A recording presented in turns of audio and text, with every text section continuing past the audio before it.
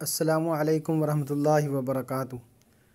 جی تو فرینڈز، آج ہم حرکت اور تنوین والی تختی کو ملا کر پڑھنے کا طریقہ سیکھیں گے کہ سب سے پہلے ہم نے حرکت والی تختی پڑھی۔ حرکت کسے کہتے ہیں؟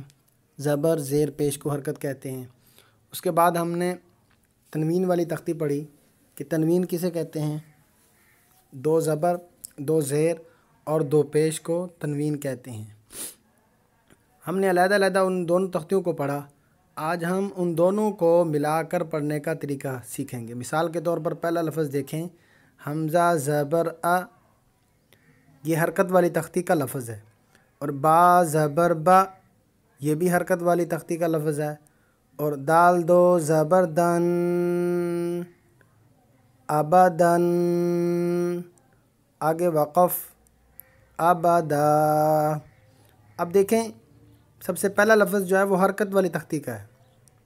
حرکت والی تختی میں ہم نے یہ سیکھا تھا کہ جہاں بھی زبر زیر پیش آ جائے اس کو حرکت کہتے ہیں، اور ہر حرکت کو کھینچتے نہیں ہیں، یعنی لمبا نہیں کرتے۔ تو پہلے لفظ کو بھی نہیں کھینچنا ہم نے، اور دوسرا لفظ جو ہے اس کو بھی نہیں کھینچنا کیونکہ وہ بھی حرکت والی تختی سے ہے، اور تیسرا لفظ جو ہے یہ تنوین والی تختی سے ہے۔ اور تنوین میں ہم نے یہ سیکھا کہ جہاں بھی دو زبر، دو زیر اور دو پیش آ جائیں اسے تنوین کہتے ہیں، اور اس میں غنہ ہوتا ہے، تو اس میں ہم نے غنہ کرنا ہے۔ ابدن، آگے وقف ابدا۔ اسی طرح پر دوسرا لفظ دیکھیں، حمزہ زبر ا، یہ بھی حرکت والی تختی کا لفظ ہے۔ ح زبر ح، یہ بھی حرکت والی تختی کا لفظ ہے، یعنی یہ دونوں حرکت والی تختی کے لفظ ہیں، ان دونوں کو نہیں کھینچنا۔ اور تیسرا لفظ ہے دال دو پیش دن، احدن، آگے وقف احد۔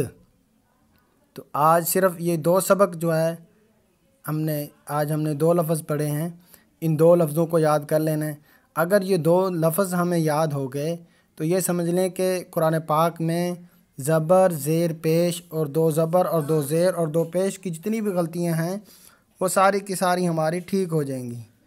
ٹھیک ہے جی، آج کے لیے اتنا ہی۔ السلام علیکم ورحمۃ اللہ وبرکاتہ۔